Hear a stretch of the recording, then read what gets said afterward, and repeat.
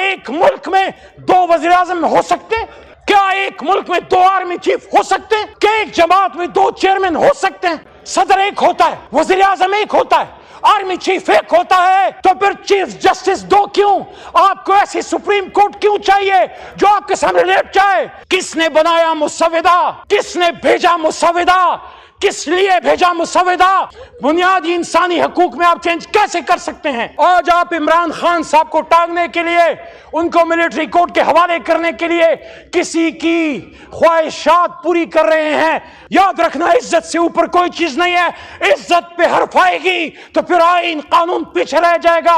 دکی میں جو ہوا بلوچستان میں 20 مزدوروں کا کیا قصور تھا؟ پنجابی مزدور کا کیا قصور ہے؟ پشتون کا کیا قصور ہے جو مزدوری کے لیے باہر گیا ہے اور اس کی گھر کی عزت تاراج ہو رہی ہے؟ ہمیں بڑی جستجو ہے، ہمیں بڑا حوصلہ ہے۔ انشاءاللہ عمران خان نکلے گا، آئے گا، اور جو میں نے بات کی تھی عوام کی طاقت سے اس کرسی پہ ایک بار پھر بیٹھے گا۔ آج جو سپریم کورٹ پہ حملہ ہے، آج جو جناب ڈپٹی اسپیکر صاحب توجہ کیجئے، آج جو چیف جسٹس آف پاکستان پہ حملہ ہے، یہ تو وہی چیف جسٹس کی کرسی ہے۔ بڑا شہید بی بی کی بات کرتے ہیں۔ صرف قربانیوں کو ہم نے کیش نہیں کرنا، ان کے قربانیوں کا جو ماخذ ہے، اس کا جو اصل ہے، اس پہ عمل کرنا ہے۔ شہید بی بی نے اپنی شہادت سے پہلے کہا تھا اپنے چیف جسٹس کے گھر پہ پاکستان کا جھنڈا لہراؤں گی۔ میاں صاحب خود نکلے تھے، لانگ مارچ کیا تھا چیف جسٹس صاحب کے لیے اور سپریم کورٹ کے لیے۔ قاضی حسین احمد صاحب نے قربانی دی اور ہمارے لیڈر عمران خان صاحب نے جیل کاٹی آزاد سپریم کورٹ کے لیے۔ تو جناب ڈپٹی اسپیکر صاحب، جب اتنی قربانیوں سے ہم نے اپنے سپریم کورٹ کو مضبوط کیا، چیف جسٹس کو توانا کیا، اس کی کرسی کو تگڑا کیا، آپ پھر کیوں اپنی باتوں سے پیچھے ہٹ رہے ہیں؟ آپ کیوں پھر سپریم کورٹ پہ حملہ آور ہو رہے ہیں یا اپنا کندھا دے رہے ہیں؟ کیا ایک ملک میں 2 وزیر اعظم ہو سکتے ہیں؟ کیا ایک ملک میں 2 آرمی چیف ہو سکتے ہیں؟ کیا ایک جماعت میں 2 چیئرمین ہو سکتے ہیں؟ صدر ایک ہوتا ہے، وزیر اعظم ایک ہوتا ہے، آرمی چیف ایک ہوتا ہے، تو پھر چیف جسٹس 2 کیوں؟ آپ کو ایسی سپریم کورٹ کیوں چاہیے جو آپ کے سامنے لیٹ جائے؟ آپ کو ایسا قاضی قضات کیوں چاہیے جو آپ کے سامنے ہاتھ جوڑ کے کھڑا ہو؟ آپ اپنی آئینی ترامیم تو پڑھیے۔ میں خود اس پارلیمنٹری کمیٹی کا ممبر ہوں، 2018 سے ممبر ہوں۔ اس میں 8 ممبران ہیں، 4 حکومت کے، 4 اپوزیشن کے۔ جب آپ نے جناب ڈپٹی اسپیکر صاحب، جب آپ نے یہ قانون سازی کی کوشش کر رہے ہیں کہ پارلیمنٹری کمیٹی آن ججز میں آپ حکومت اور اپوزیشن کی تعداد میں فرق ڈال کے حکومت کی تعداد بڑھا رہے ہیں، تو آپ بیسیکلی کیا کر رہے ہیں؟ جو حکومتی ممبران ہوں گے وہ اپنی حکومت کی لان ٹو کریں گے۔ آپ بیسیکلی چیف جسٹس کو، ملک کے وزیر اعظم چاہے وہ کوئی بھی ہو، اس کے آگے سبسروینٹ کر رہے ہیں۔ اگر وزیر اعظم پاکستان چیف جسٹس کو نامنیٹ کرے گا تو اسلام کا کانسیپٹ ہے قاضی علی السلطان، قاضی سلطان کے اوپر طاقتور ہوتا ہے، وہ ہر کسی سے پوچھ سکتا ہے۔ جب آپ اس کے طریقہ انتخاب کو چینج کر رہے ہیں، آپ بیسیکلی کانسٹیٹیوشن کے گرنڈوں کو چھیڑ رہے ہیں، بنیادوں کو چھیڑ رہے ہیں۔ ہمارا آئین پاکستان سپریشن آف پاورز کے کانسیپٹ پہ مشتمل ہے، آزاد عدلیہ، آزاد مقننہ اور آزاد انتظامیہ۔ لیکن جب آپ نے 19 بیلنس چھیڑ دیا تو آج تو آپ کو اپنی مرضی کا کوئی چیف جسٹس مل جائے گا، لیکن کل کو پھر کوئی اور مولوی مشتاق گدر سے پیدا ہو کے کسی اور بھٹو کو ٹانگے گا۔ کیا آپ تاریخ میں جواب دے سکو گے؟ کیا آپ سخرو ہو سکو گے جو آپ سپریم کورٹ کو حکومت وقت کی پاؤں کی جوتی بنانا چاہ رہے ہیں؟ میرے دوستو، میرے بھائیو، ہمارے دین کا کانسیپٹ ہے قاضی سوال کرتا ہے، اس کے پاس اختیار ہے۔ 184(3) سو موٹو، اس پہ حملہ ہے۔ کیوں حملہ ہے؟ کیونکہ 8 فروری کے الیکشن میں جو ڈاکہ پڑا، اس پہ ہماری پٹیشن سپریم کورٹ میں موجود ہے، اور اس کو 184(3) کے تحت چیف جسٹس جو بھی آتا ہے اٹھا سکتا ہے۔ آپ چاہتے ہیں کہ جو بھی نیا چیف جسٹس آتا ہے اس کے آنے سے پہلے یہ اختیار لے لو، اور چیف جسٹس کے اپوائنٹمنٹ کا اختیار چیف جسٹس آف پاکستان کا وزیر اعظم پاکستان کو دے دو، اور ساتھ میں آئینی کورٹ۔ کون سی آئینی کورٹ؟ کس لیے آئینی کوٹ؟ کس طرح کی آئینی کوٹ؟ آپ مجھے بتائیے 2008 سے 2013 تک آصف علی زرداری صاحب صدر پاکستان نہیں تھے؟ راجہ صاحب جب بھی گفتگو فرما رہے تھے سابق وزیر اعظم، آپ وزیر اعظم نہیں تھے؟ اس کے بعد میاں صاحب 13 سے 18 تک وزیر اعظم نہیں تھے، بیچ میں شاہد خاقان صاحب آ گئے، اور اس کے بعد 16 مہینے پھر آپ اکٹھے تھے، شہباز شریف صاحب وزیر اعظم، بلاول صاحب ان کے ساتھ وزیر خارجہ، تب تو آپ کو آئینی ترامیم کا دورہ نہیں پڑا، تب تو آپ کو بے نظیر بھٹو صاحبہ سے اپنی کمٹمنٹ یاد نہیں آئی، تب تو آپ کو بھٹو صاحب کی قربانی یاد نہیں آئی کہ ایک جج نے ان کے ساتھ کیا کیا، اور جس جج نے آپ کو انصاف دیا، اتنی تو محسن کش نہ بنے، اتنی تو رواداری، اتنی تو حیا رکھیں کہ جو شخص 50 سال بعد آپ کو انصاف دے گیا، آپ اس کے انصاف سے اتنا ڈرتے ہیں کیوں؟ آپ کو اپنی مرضی کا انصاف چاہیے۔ 50 سال بعد اگر بھٹو کو انصاف مل گیا تو پچھلے سال کا انصاف نہیں ہونا چاہیے، اور یہ کس نے کہا ہے کہ جو آ رہا ہے وہ کسی کو انصاف دے گا؟ انصاف تو رب کریم دے گا۔ میں آپ سے یہ کہہ رہا ہوں، خدا را آپ آئینی ترامیم لائیے، ہم اس کے لیے بات کرنے کے لیے تیار ہیں، لیکن اس ایوان میں لائیے، اندھیر کمروں میں نہیں، کسی کی مرضی منشا پہ نہیں۔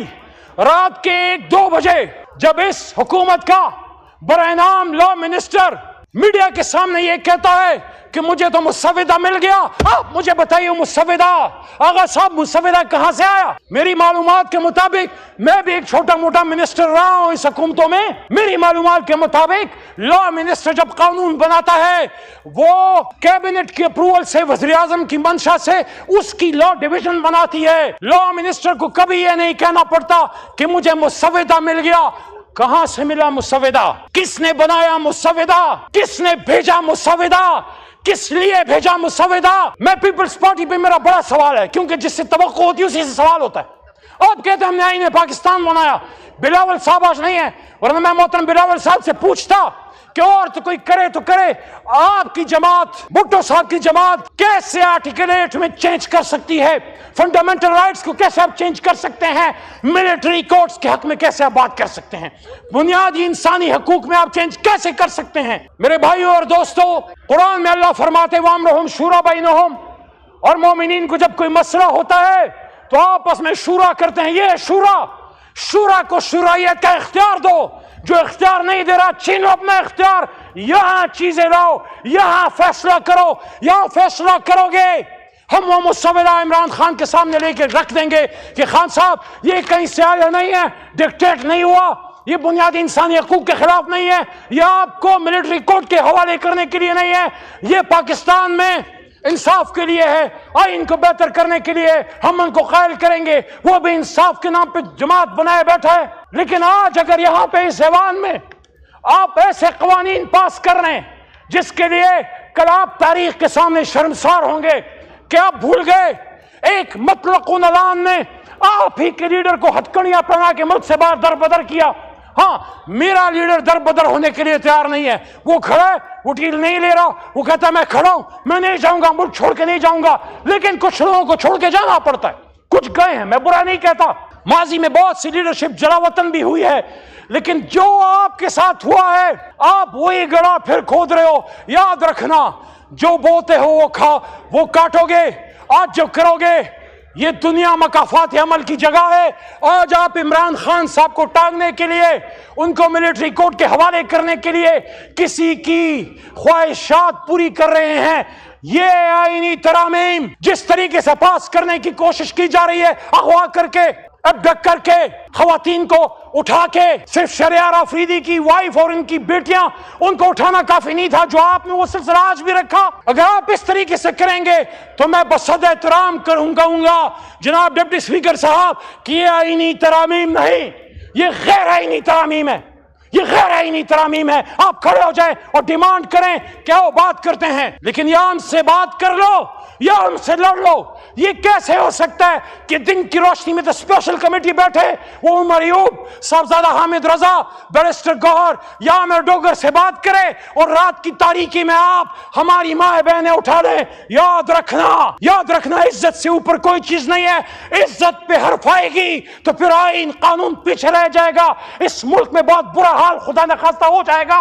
آپ دیکھیں بلوچستان میں کیا ہو رہا ہے، آپ دیکھ لیں فاٹا ٹرائبل بیلٹ میں کیا ہو رہا ہے، پشتون کیا بات کر رہے ہیں، بلوچ کیا بات کر رہے ہیں۔ اس وقت صرف تحریک انصاف اور کسی ارتکاب کی جماعتیں بھی، ایک زمانے میں پیپلز پارٹی ملک کی بڑی جماعت ہوا کرتی تھی، یہ بڑی جماعتیں خاص کر پی ٹی آئی کشمیر میں ہے، جی بی میں ہے، سندھ میں ہے، کراچی میں ہے، جب بلوچستان میں ہے، پنجاب میں ہے، اسلام آباد میں ہے اور خیبر پختونخوا میں ہماری جماعتیں، بڑی وفاقی جماعتیں علاقائی تعصب کو بڑھنے نہیں دیتی، بلوچ پنجابی سندھی پٹھان کے نام پہ سیاست کرنے نہیں دیتی۔ یہ جماعتیں نسل کی امتیاز سے اوپر اٹھ کے پاکستانیت اور جناح کے نام پہ سیاست کرتی ہیں۔ جب آپ ان بڑی جماعتوں کو کمزور کرو گے، ان کو لوگوں کو اٹھاؤ گے، ان کو مارو گے، ان کو بے عزت کرو گے، آپ اس ملک کو ان لوگوں، ان خطرناک عفریتوں کے ہاتھ میں آپ دھکیل دو گے جو بلوچستان میں ہمارے فوج کو نہیں چھوڑ رہے، جو خیبر پختونخوا میں ہماری ایف سی کو نہیں چھوڑ رہے، جو ہمارے مزدوروں کو نہیں چھوڑے۔ دکی میں جو ہوا بلوچستان میں 20 مزدوروں کا کیا قصور تھا، پنجابی مزدور کا کیا قصور ہے، پشتون کا کیا قصور ہے جو مزدوری کے لیے باہر گیا ہے اور اس کی گھر کی عزت تاراج ہو رہی ہے ٹرائبل بیلٹ میں، یا بلوچ کا کیا قصور ہے؟ اس کے لیے ضروری ہے کہ آج ہم یہاں مل کے بیٹھیں، آپ ان آئینی ترامیم کو اس ایوان میں لائیں، اس پہ مہینہ 2 مہینے بحث کریں، ہم انشاءاللہ اس کو وہ بہتر کر کے دیں گے کہ آئین پاکستان کا نظارہ دنیا کرے گی۔ اس میں بنیادی انسانی حقوق کا تحفظ بھی ہوگا، اس میں سویلین سپریمیسی بھی ہوگی، لیکن اس میں آزاد جوڈیشری بھی ہوگی، اور یہ فوج بھی ہماری دشمن نہیں ہے۔ ایک دن اگر فوج نہ ہو یہ ملک نہیں رہ سکتا، لیکن فوج جب اسٹیبلشمنٹ جب سیاست میں آتی ہے وہاں پھر قائد اعظم کا فرمان کا روک ہے، جو سٹاف کالج کوئٹہ میں نے کہا تھا کہ policy is a domain of civilians and you are supposed, آپ نے امپلیمنٹ کرنا ہے، you are supposed to implement the orders the policies of the federal government of the civilians. Policy ہم نے بنانی ہے، مل کے پاکستان کو مضبوط کرنا ہے، لیکن اگر یہ نہیں کرو گے اغوا کاری جاری رہے گی، ابڈکشن جاری رہے گی، ڈس اپیئرنس جاری رہے گی۔ آج یہ پورے ایوان میں پیچھے دیکھ لیں، آپ تو بیٹھے، یہ میرے پیچھے پورا ایوان خالی ہے۔ آج جناب ڈپٹی اسپیکر صاحب، دہشت گرد کھلے پھر رہے، قاتل کھلے پھر رہے، ڈاکو کھلے پھر رہے، لیکن ایمنیز اپنی جان بچاتے پھر رہے۔ یہ کرسیوں پہ آپ کے بھائی بہن بیٹھا کرتے تھے اور پھر آئیں گے انشاءاللہ، لیکن آپ سوال تو کیجئے یہ کیا وجوہات ہیں؟ اگر آئینی ترامیم اتنی اچھی ہیں، پاکستان کے لیے بہتر ہیں، تو ان کو اغوا کیوں کرنا پڑ رہا ہے؟ ان کے ضمیر کیوں خریدنے پڑ رہے ہیں؟ ان کی بیٹیاں کیوں اٹھانی پڑ رہی ہیں؟ ان کے بچوں کے گوشت کو کیوں نوچا جا رہا ہے؟ یہ آپ کسی کے بدن کے گوشت کو نہیں نوچ رہے، آپ سیاست کے اس مردہ ضمیر بدن کو مزید تاریک کر رہے ہیں۔ آپ مت نوچنے دو سیاست کے اس چہرے کو، مزید جتنا نوچ چکے وہ کافی ہے، اور شہادتیں مت دینے دو اور پاکستان کو تباہ مت ہونے دو۔ آخری بات، اے چاند یہاں نہ نکلا کر، یہاں الٹی گنگا بہتی ہے۔ اے چاند یہاں نہ نکلا کر، یہاں الٹی گنگا بہتی ہے۔ اس دیش میں اندھے حاکم ہیں، نہ ڈرتے ہیں، نہ نادم ہیں، نہ لوگوں کے وہ خادم ہیں۔ ہاں ہے اس دیش میں کاروبار بہت، ہاں اس دیش میں کاروبار بہت، اس دیش میں گردے بکتے ہیں، اس دیش میں گردے بکتے ہیں۔ کچھ لوگ ہیں عالی شان بہت، اور کچھ کا مقصد روٹی ہے۔ اے چاند یہاں نہ نکلا کر، لیکن ہم مایوس نہیں ہیں، ہم اپنے اللہ پہ ہمیں یقین ہے، ہمیں یقین ہے جس قوم نے ہم نے بھیجا ہے ہمیں بڑی طاقت ہے، ہمیں بڑی جستجو ہے، ہمیں بڑا حوصلہ ہے۔ انشاءاللہ عمران خان نکلے گا، آئے گا، اور جو میں نے بات کی تھی عوام کی طاقت سے اس کرسی پہ ایک بار پھر بیٹھے گا، لیکن وہ تب ہوگا، اور پاکستان میں جمہوریت تب مضبوط ہوگی جب ہم ایک دوسرے کو اغوا کرنا، بلیک میل کرنا، عزت تاراج کرنا اگر ہماری طرف سے ہوا ہے وہ بھی غلط ہے، اگر ہماری طرف سے کسی کا دروازہ توڑا گیا وہ بھی غلط ہے، اگر ہماری طرف سے ہماری حکومت میں رات کو کسی کو اٹھایا گیا وہ بھی غلط ہے۔ لیکن آج آئین سازی کے نام پہ جو پاکستانی لیڈرشپ، پاکستانی عوام کا مذاق اڑایا جا رہا ہے، میں سمجھتا ہوں پوری دنیا کے سامنے ہمارا چہرہ شرم سے شرمسار ہے کہ آج پاکستان میں آئین سازی کی بات ہو رہی ہے ڈپٹی اسپیکر صاحب، اور آدھا ایوان خالی ہے۔